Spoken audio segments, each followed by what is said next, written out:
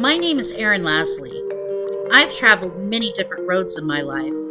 I've been a law enforcement officer and first responder in the United States Coast Guard. I've worked in a couple of psychiatric hospitals, but now I'm a professional historian and podcaster. I've also had an interest in true crime for most of my life. In this podcast, I study some of the most notorious crimes through the lens of a historian and analyze what may have inspired criminals, investigators, and even society during the commission of those crimes and investigations. Join me as we look into the history behind the crime. Hey there, all you true crime and history fiends. How's your summer going? Or how's your winter going if you're down under? I, for one, am ready for fall to begin. It's kind of already started that up here in the Pacific Northwest. We're still getting a little bit of smoke from the forest fires up north, and that makes me ask, are y'all doing okay up there in Canada? But other than the smoke, some of the trees are starting to lose their leaves. And I honestly don't know if that's because of the cooler temperatures at night or if it's because it's been so dry up here. But it's nice nonetheless and makes me more excited for fall. Okay, enough about the weather. Dennis Rader, the BTK killer, is back in the news. Police are investigating the possibility that Rader had 2 more victims he never confessed to. Investigators believe Rader is responsible for the 1976 disappearance of 16-year-old Cynthia Kinney in Oklahoma and the 1990 murder of 22-year-old Shauna Garber in Missouri. Kinney, who was a cheerleader from Pawhuska, which is in Osage County, Oklahoma, was last seen at a laundromat.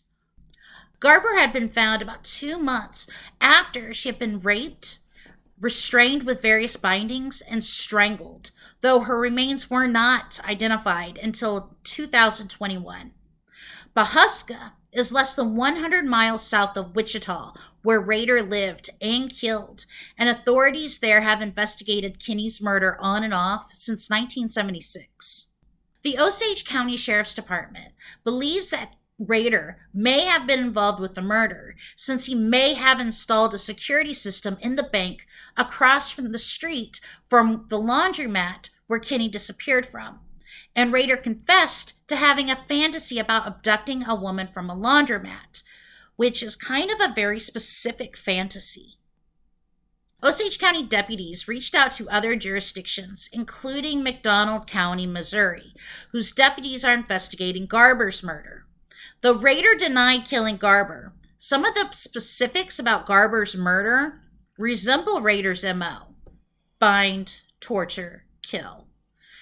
Within the last few weeks, deputies have been seen digging up the site where Rader's house used to be. It was torn down years and years ago, and have said they have uncovered some interesting items, but they didn't elaborate. What I find interesting is that Rader's daughter, Carrie Rawson, encouraged investigators to find all the evidence they could to link her father to other murders. I've seen a few interviews with Carrie Rawson, and she walks a fine line between still loving the man who raised her and wanting to pursue justice against her father. She also reaches out to the children of other serial killers to lend them support.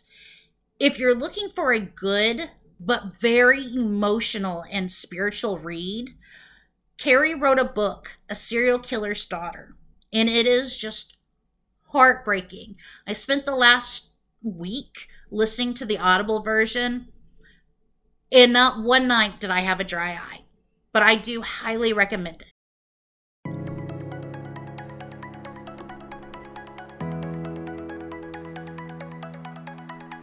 I love a complex crime story. I think we all do.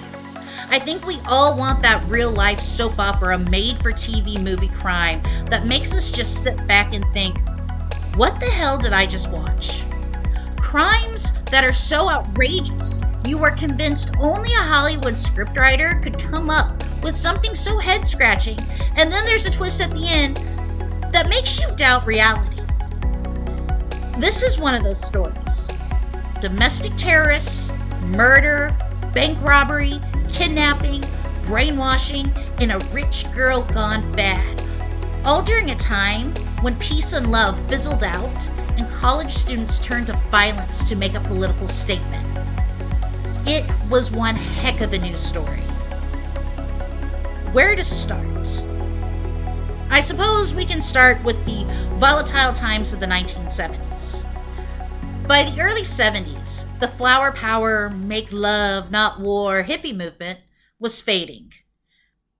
Sure, there were still pockets of tie-dye and fringe-wearing flower children out and about, but for the most part, they were a dying breed, and few people took them serious anymore. In the 1960s, hippies were a part of the counterculture, rebelling against society's establishments, gender bias, and sexism, and even participating in civil rights protests and marches against the war in Vietnam. While the hippie culture did offer an outlet to young people disillusioned by society, for the most part it was harmless. But from the hippie movement grew something ugly and definitely not harmless. Domestic terrorist groups. I'm not talking about the domestic terrorist groups that you've seen spring up in the last 40 years. Those groups were mainly extreme right-wing hate groups whose members conducted attacks on their own. You can listen to the first episode of the podcast if you want to hear more about them.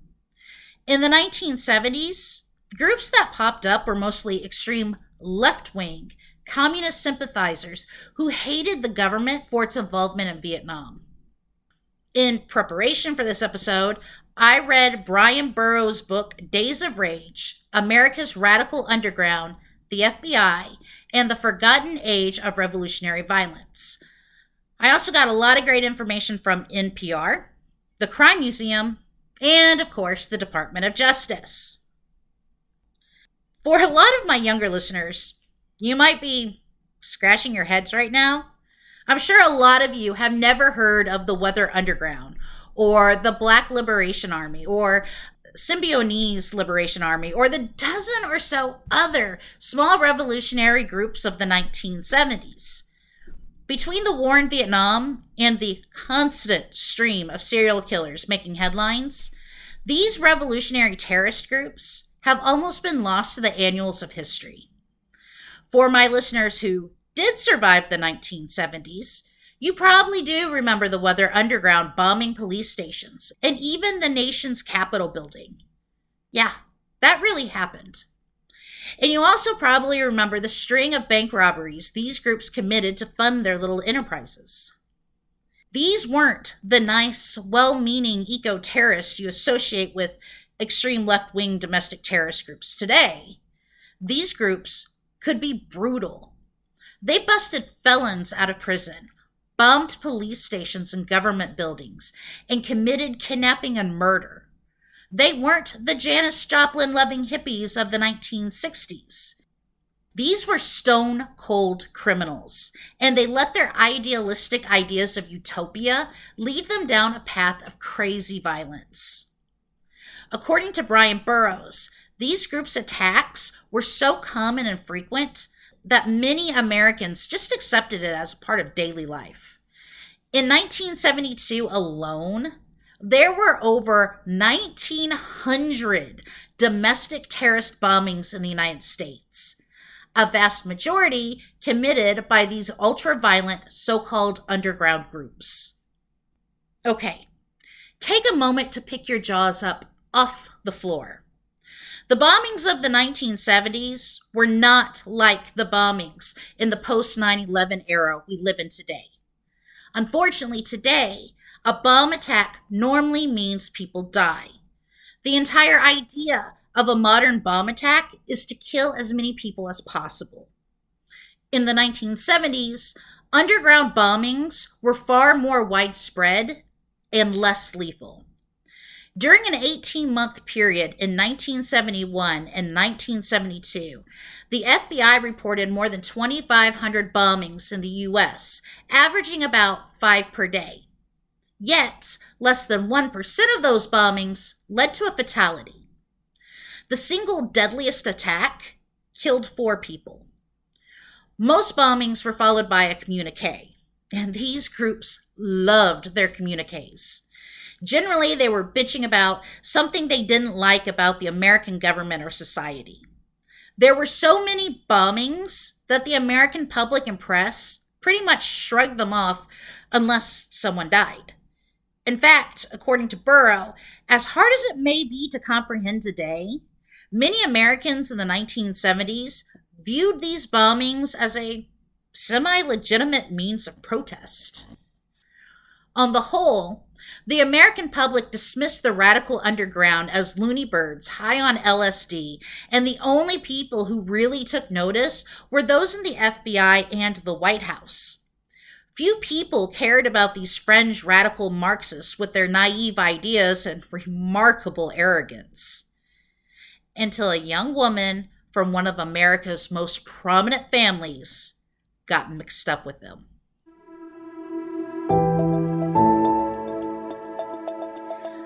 I've lost count of how many of these podcast episodes take place in California. I feel like we've done a pretty good hit job on the Golden State. But after looking through the podcast schedule, this will be the last episode for a while where California will be rung through the ringer. Probably. But no promises. Today, we're going to concentrate on Northern California. Northern California is one of my favorite places in the world. Between wine country, the Bay Area, the redwoods, and the windy roads through the mountains, I can't get enough of it. For the purposes of this podcast, Northern California in the 1970s was also filled with criminals, revolutionaries, college students, and rich people. Put them all together, and you're going to sell some newspapers. And newspapers are where we're going to start this little story. If you've ever studied American history, you probably know who William Randolph Hearst is. If you didn't study American history or you fell asleep in class, Hearst was pretty much the granddaddy of modern American journalism. I would say he was the inspiration behind clickbait. In the late 1800s and early 1900s, Hearst acquired newspapers coast to coast, his first in San Francisco, and they were known for sensational stories. So sensational that a new term was coined for these papers: yellow journalism. Yellow journalism means these stories possessed little or no legitimate, well-researched news. The more outrageous the stories, the more newspapers you were going to sell. Hearst was so intent on selling newspapers that he almost single-handedly caused the Spanish-American War. He published sensational stories of Spanish atrocities in Cuba, and when illustrator Frederick Remington reported to Hearst that there really wasn't anything going on in Cuba, Hearst was rumored to respond, "You furnish the pictures, and I'll furnish the war." And he did. Hearst grew rich from his newspaper empire, which he handed down to his 5 sons, including Randolph Hearst, who was able to provide a cushy life for his family. Randolph's daughter Patricia, known as Patty, was born in 1954, the third of 5 daughters. Patty was your stereotypical rich California kid, blonde, pretty, and spoiled rotten. She attended a series of exclusive private schools, but refused to follow the rules and wear school uniforms. She flaunted her car, and she was the only one in her class to own one, and referred to farm workers as, quote, miserable fucking migrant people. I guess they didn't teach empathy at these schools. For the most part, Patty led a charmed life in San Francisco and attended private business college before transferring to the University of California, Berkeley, in her sophomore year to study art history. There she lived with her fiancé, Stephen Weed, who she started an affair with when he was her math instructor, and they lived just a short hop, skip, and jump away from Symbionese Liberation Army's hideout. In the past, I've described other terrorist groups and criminal gangs with both sarcasm and loathing. This isn't going to be any different. The SLA was a ragtag bunch of misguided and spoiled rich kids who thought they knew the woes of American poverty and injustice. In reality, the group was formed by Patricia Soltysik, a former UC Berkeley student and the daughter of a pharmacist, and Nancy Link Perry, a former Santa Rosa High School cheerleader and also a former US Berkeley student who studied English. The only seemingly legit member of the group was Donald DeFreeze, a black weapons dealer who had escaped from prison and was the group's spokesman. The SLA formed sometime in the spring or summer of 1973 in San Francisco and took their name from the word symbiosis and believed all left-wing groups should live in harmony and put up a united front against sexism, racism, capitalism, and other things that made them mad, which is fine. It's a noble cause, but they believed only violence could achieve their end goals. They adopted the logo of a 7-headed Hydra cobra because, chop off one head and 2 more grow back in its place, or some other such nonsense that I stole from the Avengers movies. Mostly due to DeFreeze's past criminal history as a weapons dealer, the group was able to get their hands on guns, ammunition, bomb-making supplies, and even grenades. Their movement started off strong with a rainbow of recruits and followers who also wanted to battle the system. But their first major attack also lost them followers and support and turned the public against them. On November 6, 1973, the group assassinated Oakland Public Schools Superintendent Marcus Foster, a beloved educator and one of the first black individuals to oversee a major public school system. They shot him with a cyanide-tipped bullet.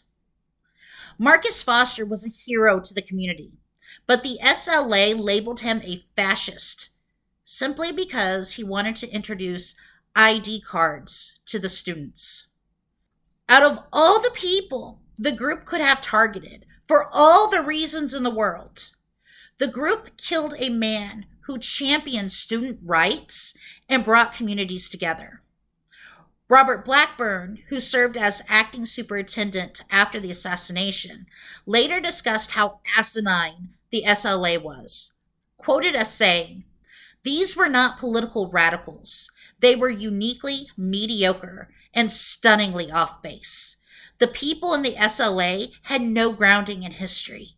They swung from the world of being thumb-in-the-mouth cheerleaders to self-described revolutionaries with nothing but rhetoric to support them." 2 male SLA members were arrested for Foster's death in January 1974 and were later convicted, even though they both claim Soltysik and Ling Perry carried out the attack. During the arrest of these 2 fine, upstanding citizens, the FBI discovered several documents pertaining to SLA plans. The group believed they should kidnap a prominent member of society and ransom them for release of imprisoned SLA and other left-wing members. Rather than take the plan seriously, the FBI seemingly put it to the side to worry about it later. Just a slight oversight.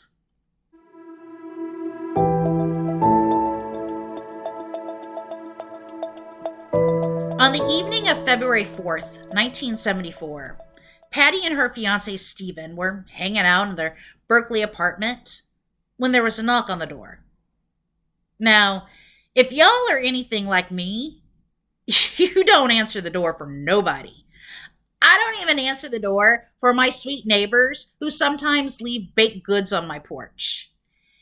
Ain't nobody home, even if you hear the TV blaring true crime documentaries about bodies being found in the woods. Unfortunately, Stephen was not like me, and he answered the door. DeFreeze and 2 other SLA members barged into the apartment, beat Stephen with the butt of a rifle, and tied up and gagged Patty. The group left the apartment with their prize, shot at onlookers, and threw Patty into the trunk of a Chevy, whose owner was also gagged and bound in the trunk. The kidnappers transferred Patty to another car, leaving the Chevy's owner behind and alive, and took her to a safe house. They threw Patty in a closet and threatened to kill her if she touched the blindfold or gag. Irony. A state of affairs or an event that seems deliberately contrary to what one expects and is often amusing as a result. I'm very sure the Hearst family was not amused by Patty's kidnapping. How could any family? The world and history, however, did see the irony. Upon hearing the news of his daughter's kidnapping, Randolph Hearst requested the police and FBI put an embargo on the story and stop it from being published or reported on by the press. The son of the most infamous, sensational newspaper owner in the world embargoed the story of the most sensational story of the 1970s, second only to Watergate. That's like the owner of the Inquirer finding out that his or her daughter was abducted by aliens and burying the story. When the embargo was lifted, it was a newspaper out of Oakland that published the story first. For 3 days, Patty's kidnapping remained a mystery until a receptionist at a local radio station opened an envelope containing a communique from the SLA. The SLA identified Patty as a prisoner of war and Randolph Hearst as a, quote, corporate enemy of the people. There was no ransom demand, just an order that the communique be printed in all newspapers. This was the start of Patty Watch. Newspapers and magazines worldwide published story after story about Patty Hearst and the SLA. About a week later, another communique appeared. Through a tape-recorded message from Patty, the SLA demanded Randolph Hearst feed every poor person in California. It was obviously a strange request, and in the communique, Patty sounded drugged and kind of lost. Hearst could not afford the estimated $133 million it would take to feed every poor person in California. But he did form a $2 million foundation to distribute food in the San Francisco area. Many groups offered to volunteer to distribute the food, while other groups, including the Black Panthers, declined because they refused to endorse the kidnapping. The SLA, they turned up their noses at the $2 million project and demanded another $4 million in food distribution. And Hearst agreed. But the second distribution nearly turned into a riot and several people were injured. More communiques hit the press. Some were recordings of DeFreeze spouting off about, tyrannical systems, while others were from Patty, who sounded less and less drugged and more like a petulant child insulting her parents and advocating for the SLA. 34 days into her kidnapping came the following communique from Patty. Mom, Dad, I've been hearing reports about the food program. So far, it sounds like you and your advisors have managed to turn it into a real disaster. You said that it was out of your hands. What you should have said was that you wash your hands of it. It sounds like most of the food is low quality. No one received any beef or lamb. Anyway, it certainly didn't sound like the kind of food our family is used to eating. On day 59, the following communique hit the airwaves. Mom, Dad, tell the poor and oppressed people of this nation what the corporate state is about to do. Warn Black and poor people that they are about to be murdered down to the last man, woman, child. Tell the people that the energy crisis is nothing more than a means to get public approval for a massive program to build nuclear power plants all over the nation. Tell the people that the entire corporate state is, with the aid of this massive power supply, about to totally automate the entire industrial state to the point that in the next 5 years, all that will be needed is a small class of button pushers. Tell the people, Dad, that the removal of expendable excess, the removal of unneeded people, has already started. I have been given the choice of 1. Being released in a safe area, or 2. Joining the forces of the Symbionese Liberation Army and fighting for my freedom and the freedom of all oppressed people. I have chosen to stay and fight. I have been given the name Tanya after a comrade who fought alongside Che in Bolivia. It is in the spirit of Tanya that I say, Patria o Muerta venceremos. It was stunning. Patty Hearst had gone from rich kid to communist revolutionary in less than 60 days. Or had she? During this time that Patty was held hostage, Patty claimed that SLA members brainwashed her, set on turning her into an accomplice for their revolutionary goals. Patty was abused both physically and psychologically, and later claimed that she was isolated to the point that she felt that no one would rescue her. Additionally, Patty claimed that she was constantly exposed to the group's radical beliefs and was forced to record messages that would hurt her loved ones. At least twice, Patty was raped by DeFreeze and another male member of SLA.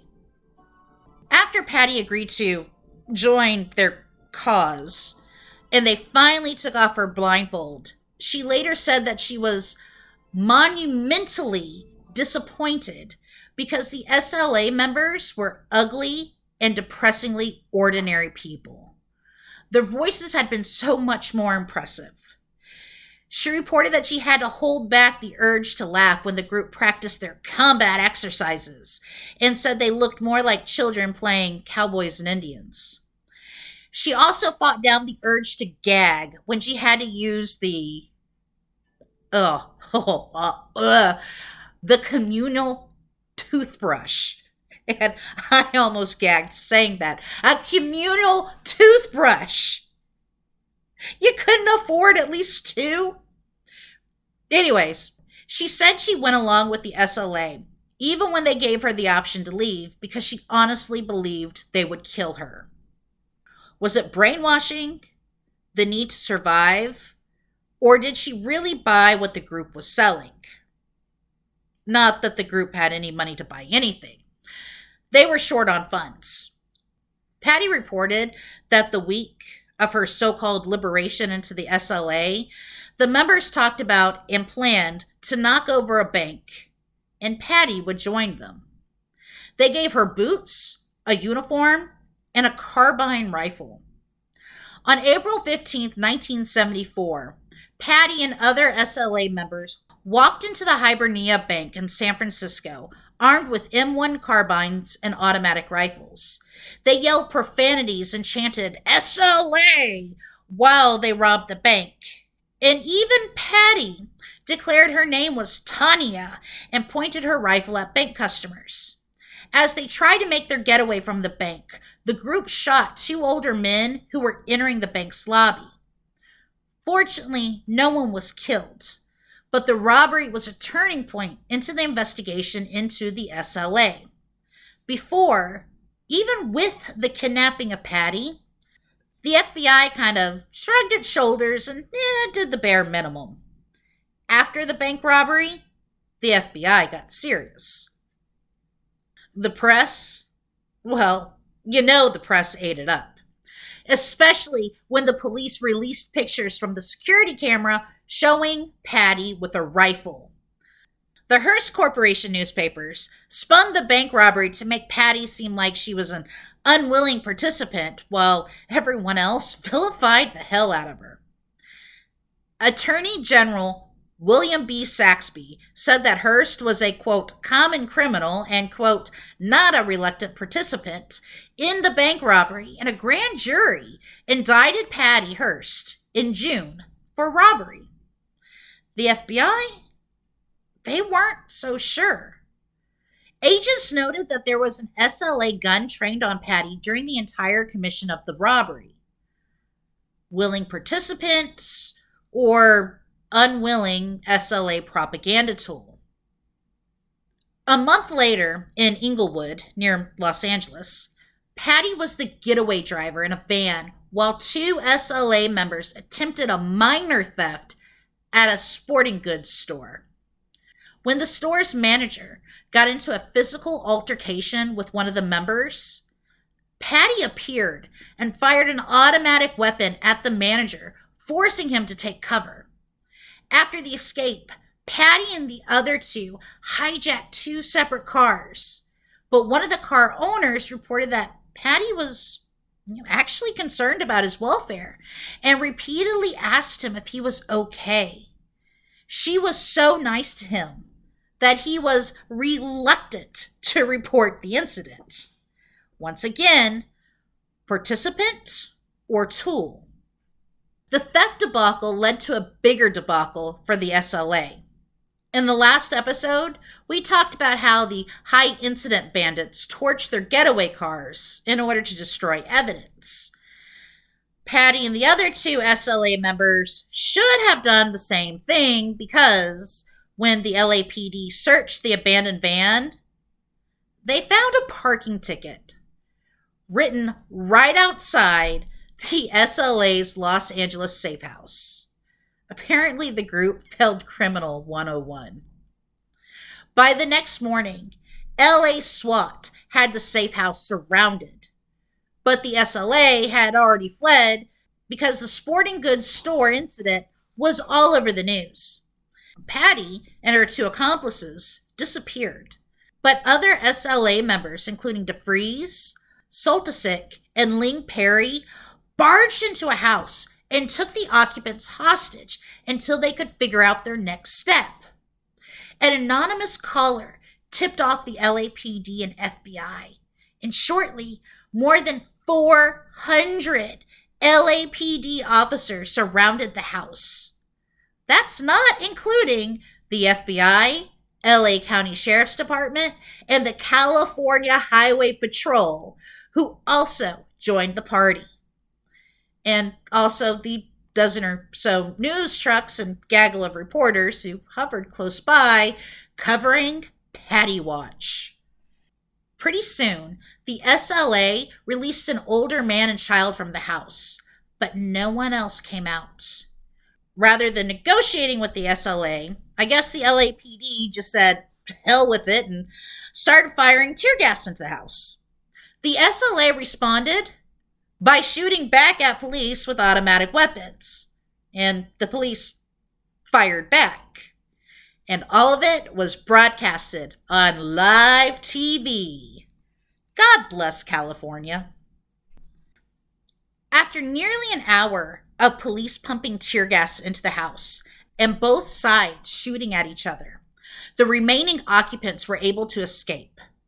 But the SLA members remained inside, even when black smoke began to billow from the windows. The police, using a bullhorn, informed the SLA that the house was on fire, and if they came out, they wouldn't be shot. But the SLA just continued to shoot at the cops.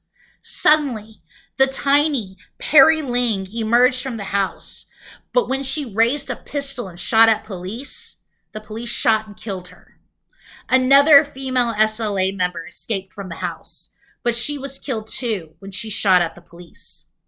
By 7 p.m., the entire house was engulfed in flames, but no other SLA member emerged. For hours, the fire department could only stand by because the fire caused ammunition and pipe bombs within the house to explode. Later, when investigators could finally sift through the burned remains, they found Soltysik had died by smoke inhalation, burns, and gunshot wounds, and DeFreeze had committed suicide. In all, 6 SLA members had been killed. Patty Hearst was nowhere to be found.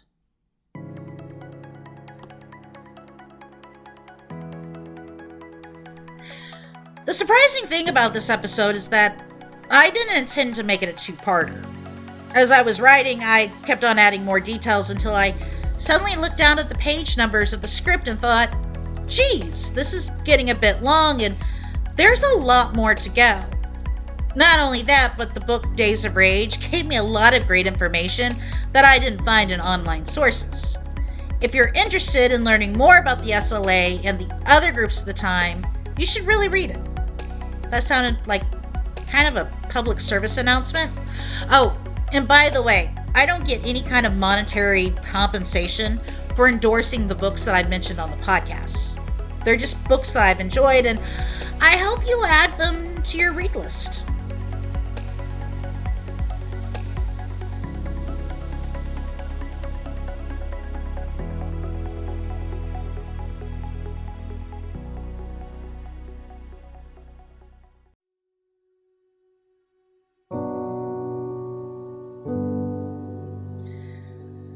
The other day, I was watching an episode of People Magazine Investigates, and I knew I had to tell you the story of 19-year-old Brittany McGlone.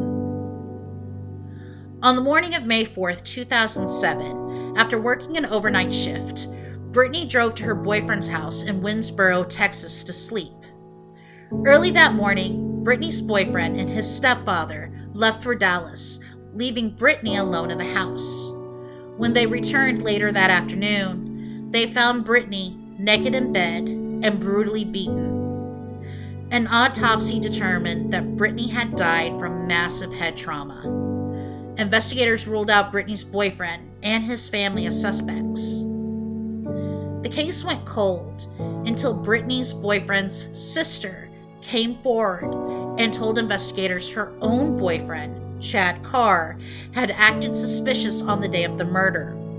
She recalled that he had been short with her and smelled like the soap she showered with in the house where Brittany had been murdered.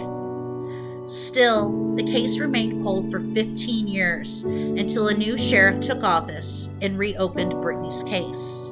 In 2022, the Wood County Sheriff's Department arrested Chad Carr for Brittany's murder.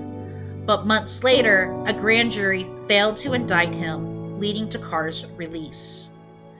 Brittany's family and the Wood County Sheriff's Department are still hoping someone will come forward with information that would lead to an arrest and prosecution of Brittany's killer. If you have any information about Brittany McGlone's murder or know someone who does, you can contact the Wood County Sheriff's Department at 903-763-2201.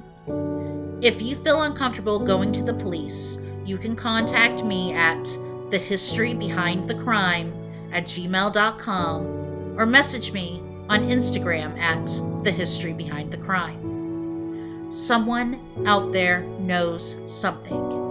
You may not, but you may know people in Texas who do. Share Brittany's story with them.